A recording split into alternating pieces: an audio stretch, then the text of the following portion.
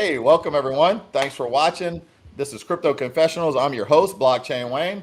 Today we're joined by John Vibe. John, thanks for joining us today. John is an author, he's got some experience in the space. So, first and foremost, John, thanks for joining us today for Crypto Confessionals. Hey, I should have said this before you started recording, but I had an air conditioner on me. I'm gonna next to me. I'm gonna turn it off so it doesn't create a bunch of sound problems the whole time we're talking. All right, um, all right. so yeah, my name's John Vibes. I've been in crypto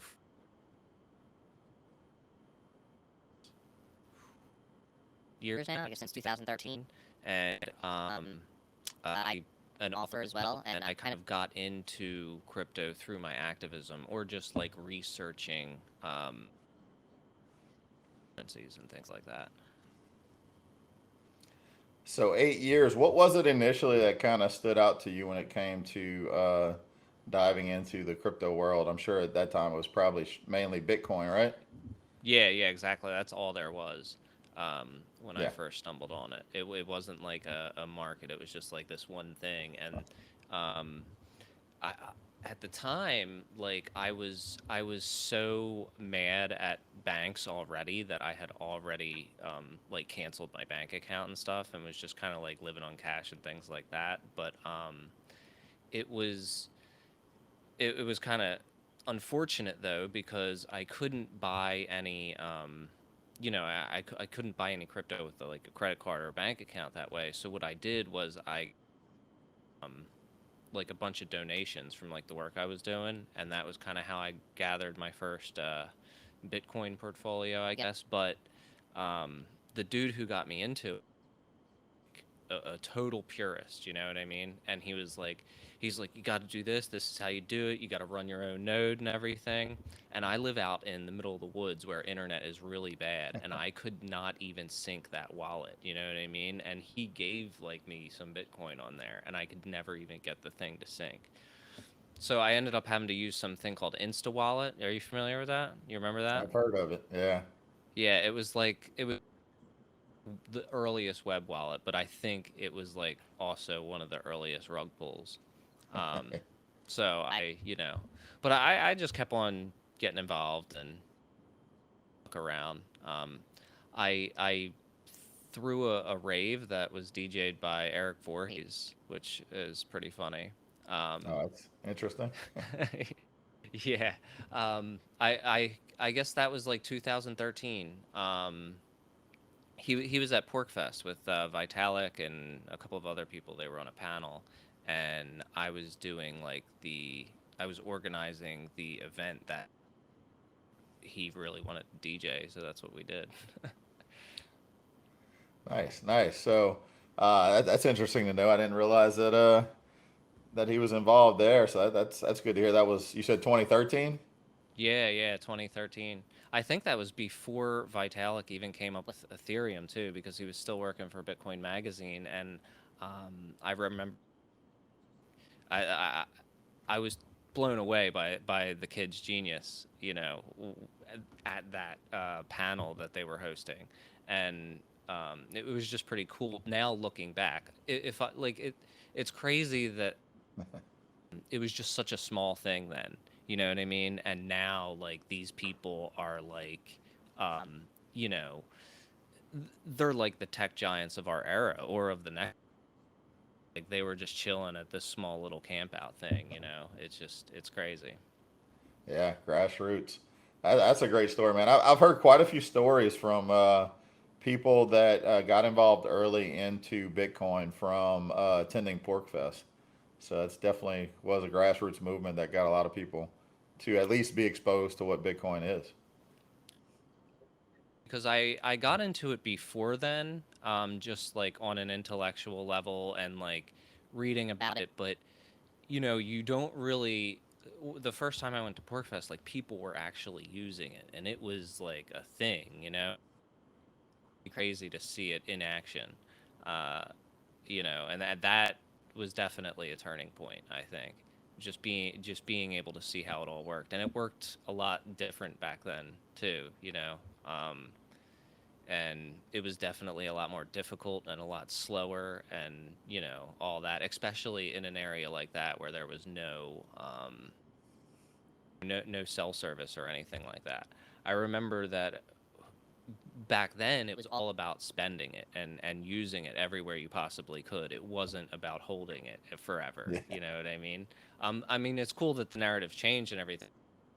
So like, I remember probably spending like, I don't know, like a quarter of a Bitcoin or a half of a Bitcoin or something on like bacon and eggs at a tent in the there. So I mean, it's funny to think back on.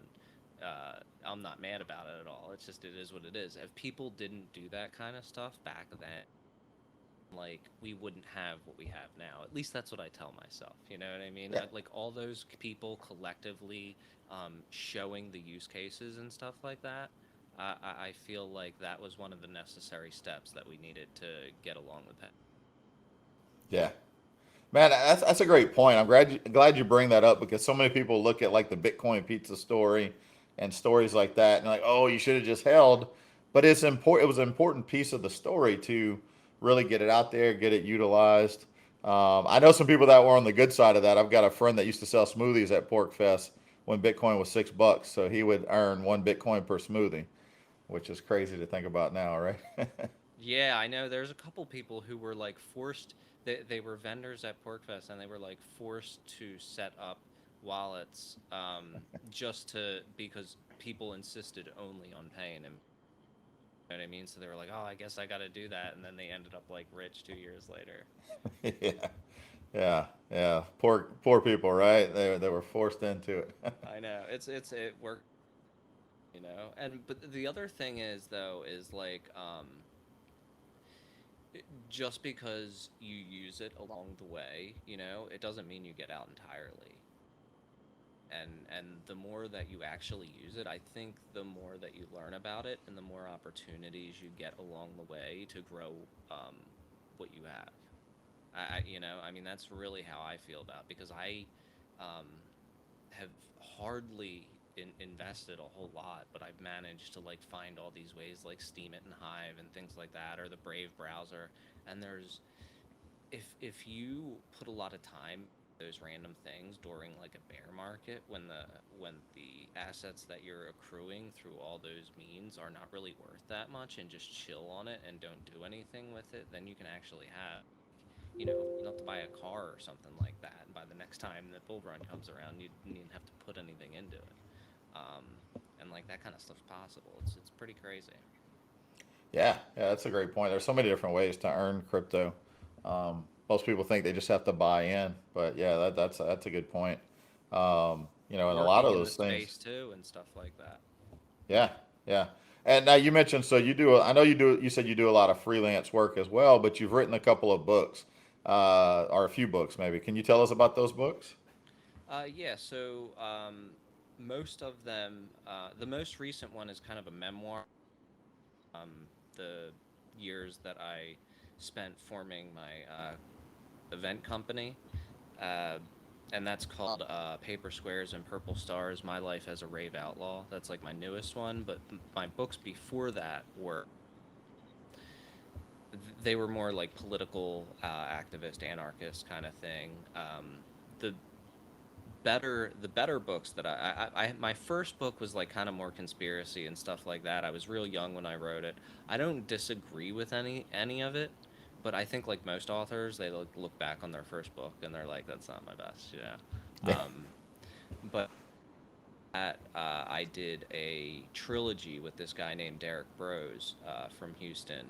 I think he actually lives in Mexico now. He moved down there, but he used to do a lot of activism, and we uh, it's called the Conscious Resistance, the trilogy, the Conscious Resistance trilogy, and we actually do talk quite a bit about crypto in there, because we talk a lot about agorism, a philosophy called agorism. Are you familiar with that?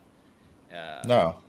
so it's basically like this strategy of counter economics to like overthrow the system peacefully by replacing it, by like competing with it on an economic level to try to make it obsolete. And But I think that crypto is a perfect example of that, and a lot Yeah. of things that it's kind of a good example of that. We saw like with the internet really decentralized a lot of things even before finance, like media, content distribution, all the things like that. We're seeing um, challenges with that right now, I guess you could say, but still we're a lot better than we were 20, 30 years ago as far as media and content distribution is concerned. So so uh, I was getting ahead of myself, but yeah, that is where it all came in with agorism and crypto and everything in the book, and that is kind of like the top, and that is what we pushed as like a major solution to a lot of the problems that are happening in the world, is like positively contribute to the things that are going on around you, and like these institutions and these systems that kind of feed off of our problems. Essentially, they feed off of our need for them to solve our problems. If there are people with good intentions, individuals who can step and solve those problems instead, then we don't need those institutions anymore. And um, you know I in the past year or so, I've really into crypto 100% because I've been trying to like figure out how to articulate this, but for so long I've been trying to like change on this like argumentative level, or like trying to convince them of something, and like just a lot of the things that I've seen play out uh, recently, especially in the news, like people are totally driven by incentives. Like you can't convince somebody of something that they are incentivized by their conditions, you know what I mean? And like this whole kind of new systems that we're trying to create is all like based on incentives and game theory, and build systems that are push people towards the right incentives. And I feel like I've just been screaming at a brick wall for the past 10 years with this activism thing. There is this technology that's trying to change people's incentives, which can have like a much larger impact, I think, if it's successful. So that's a Yeah. sorry for that tangent. Oh no, it's great, man, and it's actually going to wake more people up too. I think also the last year, a lot more people are starting to open their eyes, as far as what's happening with the financial world and with governments in general around us. That more people are waking up to the fact that it's not the solution, and there are better options. And yeah, with crypto, it can be like a peaceful exit. I wasn't familiar with the term that you used, but I've definitely heard the concept before, that it's definitely it's a peaceful protest, peaceful exit from the existing broken system, really. Yeah, exactly. And it's like when you said that you think that it's starting to shift, I definitely agree, and especially as far as the attitudes towards the financial system too. When we saw that whole Wall Street bets thing, and that has like created a big entry into crypto too. But just in general, there is this sense of like we them at their own game if we organize, and we can do it in a way that doesn't put us in like legal danger, our lives in danger. It doesn't, and we can actually benefit from it too. um, them kind of finding is a lot of what we're doing here in the crypto space too. So that is a huge movement, and I just think that things are only going to here. There's all these people building all these crazy things, and I mean, they're going to be useful. People are going to be using them. I mean, you got things like Theta, where uh, even traditional tech streaming companies aren't going to be able to scale if they don't use that technology, because that will allow them to reach more remote areas, video streams, if they access that blockchain. And I'm sure that there's going to be hundreds, thousands of other projects like that. that's the kind of thing that you can't stop with this progression of technology. And if you're in things that people building, you're like, yeah, this is, um, going to change things. Yeah. Yeah, in the old system, I mean, the people with the most money are the ones that benefit the most and can create these projects, whereas in the cryptocurrency and blockchain world, the best tech in the end, I think, is gonna continue to win out. So we're starting to see innovation accelerate, um, and those are some good examples you gave. There's so many out there, I think, that are really, um, yeah, I guess it's hard for me to even put in words, but that the technology is going to continue to accelerate and get better, just because we're in a market now where anyone can be a creator, anyone can develop or improve on, and a lot of the codes within a lot of the coding within the crypto world is open source, to where it's like out there for anybody to improve and build on. Yeah, that's the another. You reminded me of another point that I wanted to get to, as far as like the accessibility of the old system and the new one, and just the opportunities that people could get from it. Um, there are going um, so many opportunities for people to do things like monetize their own data and monetize their own time, and um, even like theta, like I just mentioned, you can monetize watching streams, like watching television. Getting paid for it is pretty ridiculous. And the only reason why I because I was just reading something about them before we came on here, but there's many examples, and I I think we're definitely moving to that. I know that they say that when technology comes and gets rid of jobs, that there's always going to be more jobs to replace them. Like technology will just create more. I think it's true to an extent, and it's been true in history.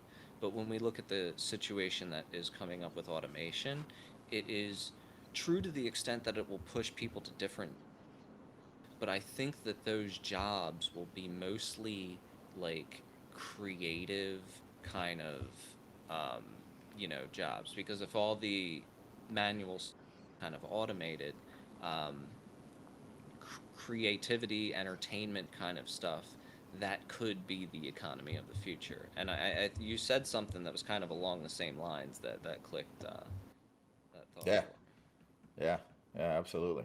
All right, John. So let's move on into the next part, man. So this is the name of the show is Crypto Confessionals. I mean, you kind of talked. I don't know if it would be as much of a confessional, but you talked about losing. You sound like you lost some Bitcoin early on, and with Insta Wallet. What are some other things that you've maybe done over the years in crypto, like that you either regret or learned from, or something that even the audience could potentially learn a lesson from? Um, one thing, like there's a lot of them actually, but one thing that comes to mind specifically is the fact that so I've been in it since the beginning, but like I watched particular friends like make slightly better decisions, and you know end up making a whole lot of money. Now it was one of those things. So like I watched through the first one, I saw a whole bunch of people get rich, and I was like, oh wow, I'm gonna find some projects to invest in. This was like 2016, 17, after the first two bull runs and stuff, and I had watched with like a small amount and stuff, and then with that I made a little bit of money. But then when that bear market came around, my thought was, I'm going to just hold on to this 100% and ride it all the way down to the bottom if it can, because it'll come back up and stuff like that. Which wasn't necessarily a bad decision, depending on what I was holding. The problem was, like, I'm all about altcoins and stuff like that. But one thing I learned from that is that you need to keep a close eye on your altcoins. You can't just be like, I'm gonna hold my altcoins through a bear market because they're gonna be there in 3 years. Um, Yeah. you know what I mean? Oh yeah. Um, like if I would have watched them, you know what I mean? Then I would have been able to be I would have been able to know like, oh, these things are kind of falling out of favor. This DeFi thing's heating up. Should move stuff over into the DeFi. Um, but instead, I was like, oh man, this is getting depressing. I'm turn away from this for a couple months and then let look back at the market again when it's in the green. You know what I'm saying? So I wasn't at the point where I was done because I still believed in it. But I think keeping an eye on the markets, especially when you're outside of like the top like two, you know, is pretty good idea because that's probably one of my biggest regrets is not paying attention during that downturn because I would have been way earlier on DeFi. Um, but I still it is what it is. I'm along for the ride. I'm here. I'm still in space. I'm happy about it, so it's cool. Yeah, I mean that. Look, I can definitely relate to that. I experienced a lot of the same. You're expecting it just to come back, and but there was better stuff out there. So I can definitely relate to that. That's I'd have to say that that's probably up there with mine. I've got a few others. I'm probably like you. I've got many that we learn from. Um, what about what have you seen? I mean, I know you've been in the space a while. As far as um, like things that ended up being scams out there, besides like the Insta wallet, anything else that you saw that either you were maybe fell victim to or others that you know did? Well, there's a lot of in the people don't fall for this as much now, but like spelled exchange names and stuff like that, Mm. misspelled exchange websites, where it's like one letter off or it's Binance.net or something like that, and everything looks exactly the same, and you just enter in your password, they have your whole account and everything. Um, but yeah, I mean, just generally, I try to stay away the mega pump stuff that's happening because I definitely have been like, oh man, everybody's going for this and like piled into something and gotten dumped on before, and that happens quite a bit. I mean, Yeah, it just happens at the bar quite a bit. It's only happened to me once. Learned my lesson after that, and you know, yeah, usually if a bunch of people are hyping something, I will look at it for 5 days and see what it does and what's going on with the project before I make my final decision instead of being like, "Oh, everybody's making it happen right now." Like I know that like it doesn't work like that anymore. yeah. Your typical pump and dump, right? Yeah, Typically, yeah. a lot of times we all hear about it when it's about to dump. you know, it's That's already the been thing. pumped. Yeah. Yeah, yeah, and with the website thing, you brought up a great point because I think it was really prevalent several years ago, and last year it started to resurface again with the rise of Uniswap. I remember at one point you could Google Uniswap and you would see Yep. four different websites ahead of the legitimate one that were in the Google search results before they started to clean that out. So it was starting to And make they a were all comeback. phishing Uh, sites. That happened to a friend of mine. He was looking on Uniswap and it was like uniswap.com or something like that is .org and .com seems legit. So it's like, and they asked him, he's like, this doesn't seem right. They're asking for my seed phrase. yeah, And I'm like, yeah, that's not good. yeah. Yeah, that's I think quite a few people fell for that, especially, it's so much easier with the MetaMask plugin that they could just if someone gave them the seed phrase that while it's empty before they get a chance to really do anything. Yeah, I MetaMask with a hardware wallet at this point, which it's pretty awesome that you're able to do that so easily. Yeah. So I which got wallet do you use, I use Trezor. Trezor? Yeah, because I ended up buying like both of them to check them out over the years, and I just kind of I like the new Model T a little bit better, and of course like they say that it's open source, so that kind of like put it like a point above, I guess, on my list. Um, but yeah, that's kind of the main reason why I prefer them. And Cool, then cool. that stuff happened recently, so you know. But I mean, that can happen to pretty much anybody, I'm sure. Like having your database of emails hacked, and then, Yeah. did you hear like people were getting sent um, like ledgers in the mail or something like messed up their computer or something? Yeah, I That just was did a video on that. It was a week or two ago. It was starting to come up that, yeah, there people are mailing them fake ledgers that, yeah, are basically like malware when they hook them up. it is crazy to think of the possible attack vectors that can come from such tiny amounts of information. Like when that whole thing went down, like I was like, ah, well, it's just it's just the customer. It's not like they got the password. And then like you started seeing all of the ways that they tried to exploit that, and Yeah. it's crazy how smart these people are. I'm just astonished by it Yeah. sometimes. The things that I see, like especially some of the like flash loan hacks and like how do people figure this stuff out? I just did. It's wild.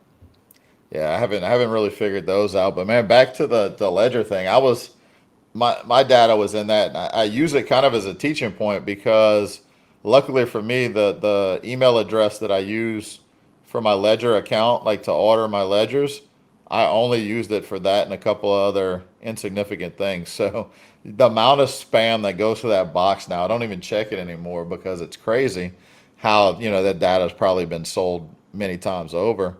But anybody that, this is a great point, and I don't know if if if you talk to people about this too, but when you're using, like, say, like when you're setting up financial accounts, whether it's crypto or anything else, I tell them don't use the same email that you give out everywhere. Like when you sign up for any kind of little account, whether it's a rewards account at a retailer or anything like that, have a separate email for separate things, separate email address. But also, the first exploit that came from that hack was the people that used the same email and password for their ledger account that they use for financial accounts as well. And people were able to easily, access those accounts because it's the same password, same email address. That's a good point. And that reminds me too is as far as like wallet privacy. If you're gonna be like getting somebody to sending somebody else money or showing off an NFT that you own, like you might want to put that in an empty wallet or a separate wallet than when you keep everything in, because otherwise everybody's or whoever you put that out to is going to be seeing whatever you got going on, and if that's an issue for you, you know. I mean, I don't. I think it's a good idea to kind of do that anyway, just regardless, even if it's close friends or something like that. It's probably good to keep a separate wallet for transactions, or for public, like a public and a private one. I'm sure eventually they'll fix that, but it might take years, with the way development goes. Yeah. Where the I think wallet at could the automatically generate a new address each time it's used instead of having to do it manually. Yeah, yeah, exactly. I've heard something about that being in the cards for both Ethereum and Bitcoin. Like that, like there are developers that want to do it on, in both realms. And from what I've seen, I mean, I'm pretty stoked with how the user experience has improved because um, I I felt like years ago I felt that there was a much bigger barrier to entry. You know. Yeah. Well, it definitely sounds like from your story. I mean, from just the wallet not being able to sync up, running your own node to Insta Wallet, and maybe, I mean, I'm a little bit familiar with that, but tell everybody what happened with Insta Wallet, like what happened with that whole scenario.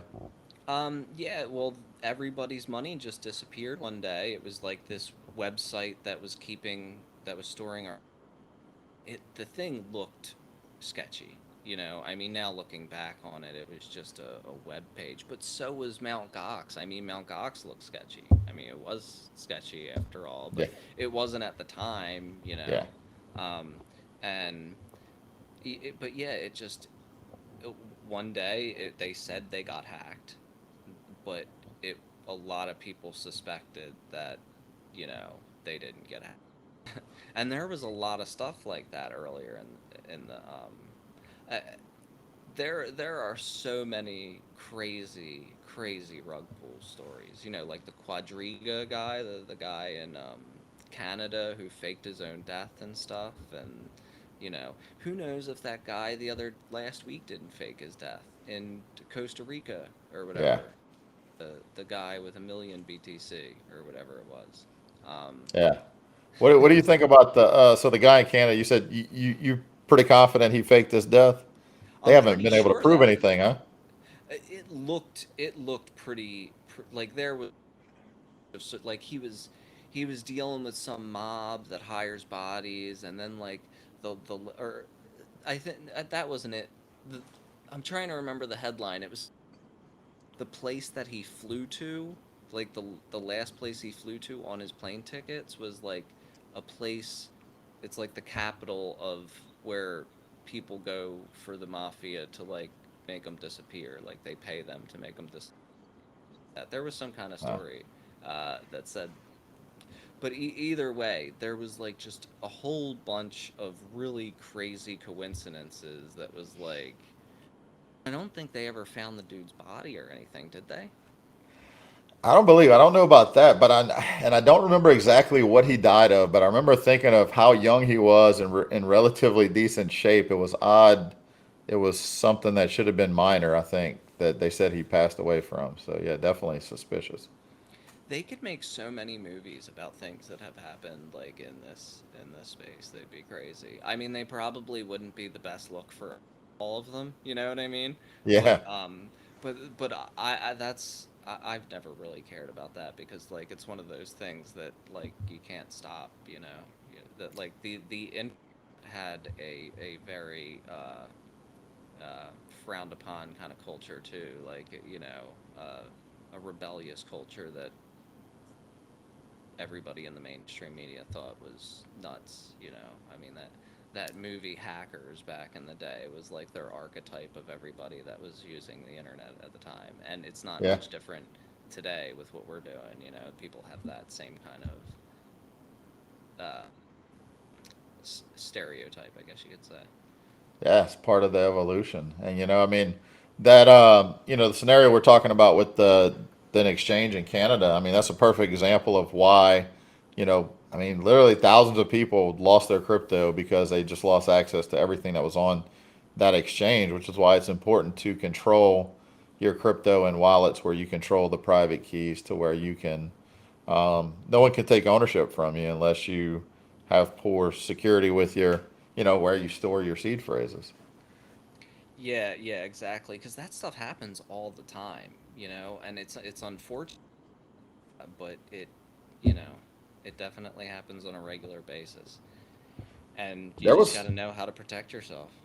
yeah, there was one last week, I think, or it was just maybe talked about last week. South Was it Africa, I think, right? Africrypt or whatever I think it was Yeah, called? that was Yeah, it. Yeah, yeah, and they're saying them dudes just disappeared too. with They like 3.6 billion. Huh?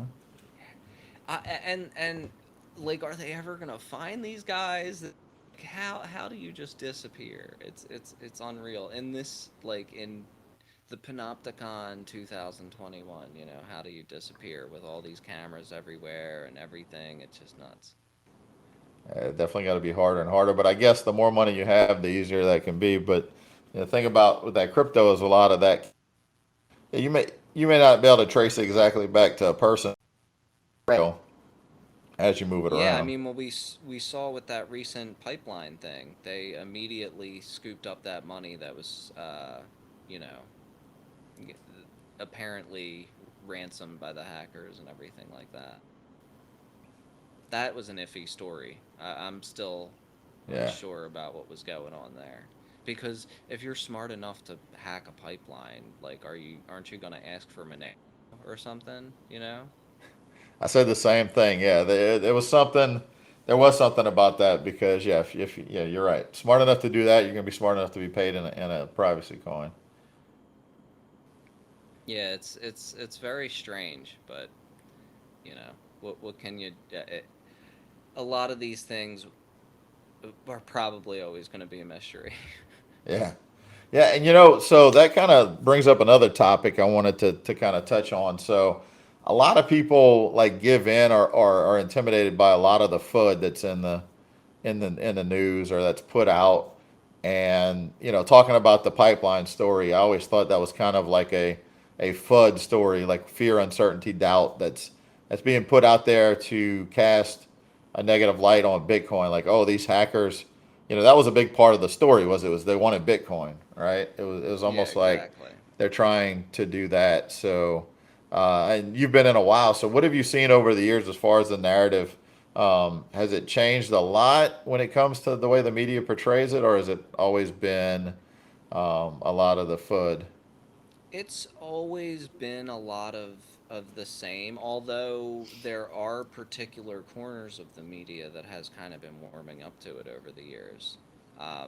But it used to be a lot worse. Definitely used to be a lot worse because it was, the whole Silk Road thing, and like everybody liked to like make a demon boss, and that whole uh I mean, that was the first use case for this technology, So that was everything that was talked about it back then. And then it was more of like seen like a casino thing or described that way. And uh the other side of it, the unbanked, the solving the problems of the traditional institutional framework, none of that's ever discussed. And it's still discussed. It's still discussed in terms of like um, the speculative asset part. Um, but yeah, I, it's the similar to the analogy that I made earlier about the internet. Like we see the same things. I've looked at articles from years ago where it's like the internet is using so much power. Are people on the internet who are going to take your children? Don't let them into chat rooms. They're criminals. Um, and there was so much propaganda about it. And anyway, and one of the things that I think is that a lot of those stories are just to uh, they're intended to get people out, but I think what happens more often that it just gives comfort to the people that are already out. It's more like because I feel like we are reaching kind of a point where the people who are or who are going to be convinced are already convinced, and the people who aren't going to, or the people who don't want to be convinced, they're not going to be convinced until there is an application put in front of their face that they can immediately see that makes their lives better. No amount of uh, conversation or no epic headline, uh, even if their favorite announcer says that it's a good buy, I don't think it's going to change their mind. I think the only thing that is going to change their mind is when they use patients for the first time, and there are some people that it's going to take that for them. And I think that we're definitely reaching a point where the the evangelism we've reached the people that can be evangelized for the most part, and now it's time to show the rest of the people what we can create and convince them that way, if that makes any sense. Yeah, yeah, it definitely does. You know, one thing though about that, I think some people, what I'm seeing now, I don't know if you're seeing it as well, but the people that got shaken out or got scared and kind of walked away in 2018, 2019 when the market went down, I saw a lot of those people come back in, get back involved when they realize. And I'm sure you've seen that over the years with different cycles. Each time Bitcoin doesn't die, and it eventually recovers and moves from a price standpoint to newer highs, that people realize, oh crap, it didn't die. And some of those people they have more resolve this time around than last time. Um, Exactly. yeah, They've so seen and experienced it, and they're like, I'm not making that same mistake this time. yeah, I definitely agree with that. They definitely have more confidence, um, and it, they just they're not going to get shaken out this time. Like they're not going to make that same mistake twice. yeah, yeah, yeah.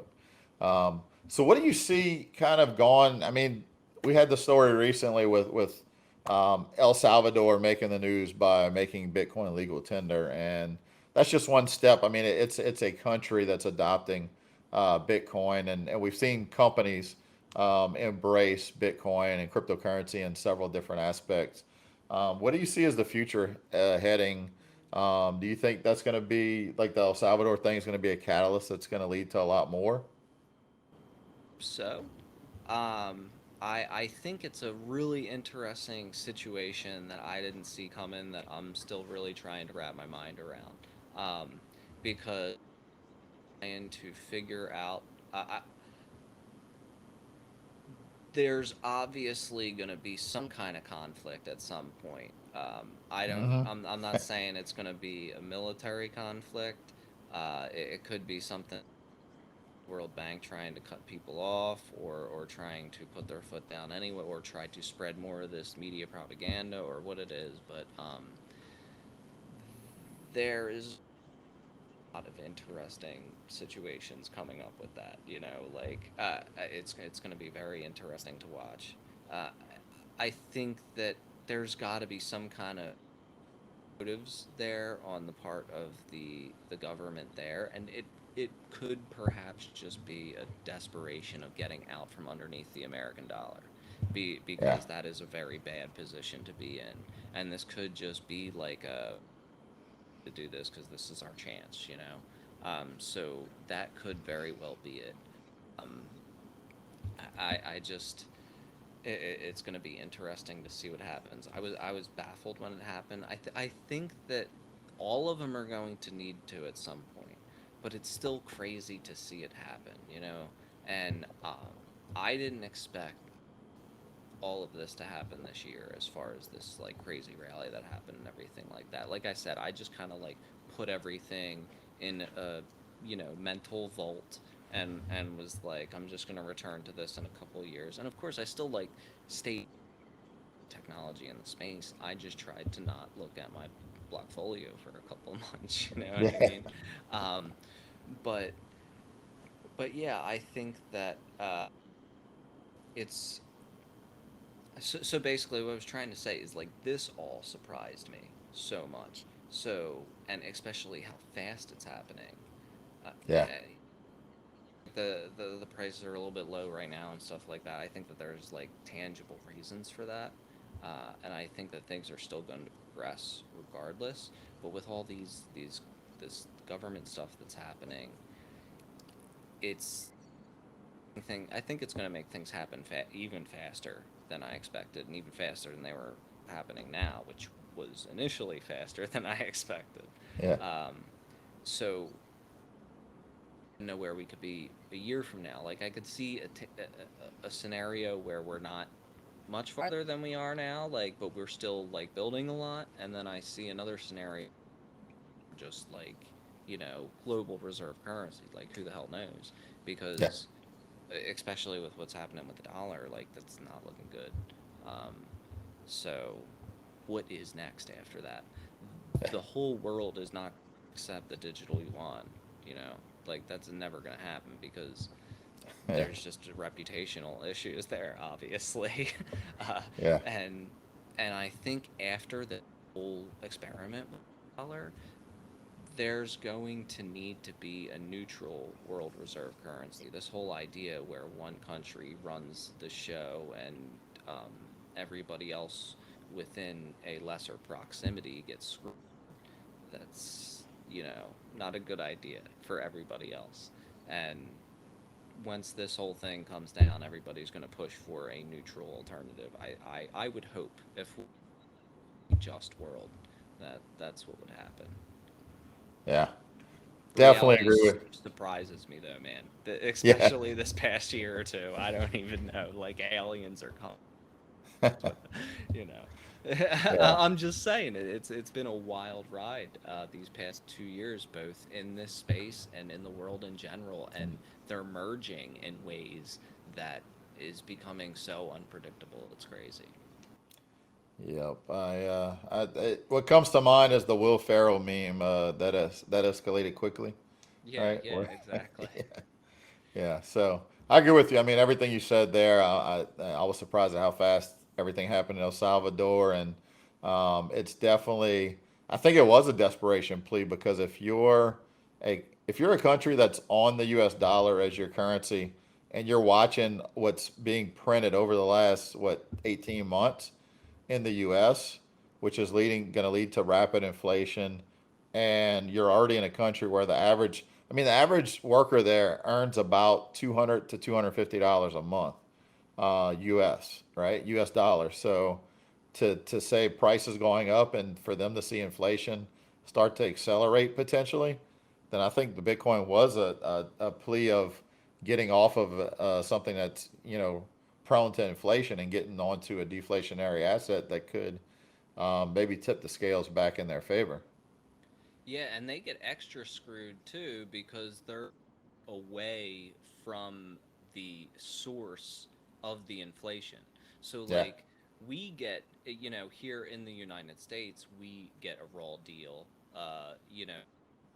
citizens, because our currency is losing value. But the people in other countries, it's even worse because they're farther down that cash pipeline. And so, yeah, I agree. cool. John, man, as we wrap up, it's been great talking about all different things related to crypto, your journey, some crypto confessionals. So I definitely appreciate you joining us for Crypto Confessionals. Any last words for our viewers? Anything you'd like to say, or anything you're looking forward to coming in the crypto world? Um, Generally, well, I'm definitely excited about everything that's happening with like Bitcoin reaching governments and everything, and everything happening with DeFi and Ethereum specifically. Nothing major to shill, but I've been really interested in music projects, stuff like that, because I've been in the music industry. So I like Audius, which is like the decentralized Spotify, and that's like and for me specifically, because I have like an audience that is like through my company that's interested in music and interested in that. It's a really good gateway to be like, hey, this is what is possible with this technology. Sucks, we'll hear something where you can get the content for free and the artist can get paid more than they can get paid on Spotify, and this can happen across so many industries. Say that to people, that would be interested in my shows. That is like a whole new, even people who would be skeptics, who come to me about the art energy usage and stuff like that. And like Yeah, I could tell them like, hey, no, look at this. And that is that app that I'm putting in front of them, where the wheels can start to turn in their head, instead of, um, you know, just trying to convince them level. And that app is going to be different for every person, and that's why I'm excited that there's a whole bunch of them coming out, and there's a whole bunch of people, communities, uh, different kind of areas that can pitch these kind of things to people. And I'm sure that that's happening I see it happening all over the place, in the space. So yeah, it's pretty yeah. cool. Great stuff. Yeah, big things coming. John, thanks again. It's been an absolute pleasure having you on Crypto Confessionals. Thanks everybody for watching, and we'll see you all in the next Crypto Confessionals.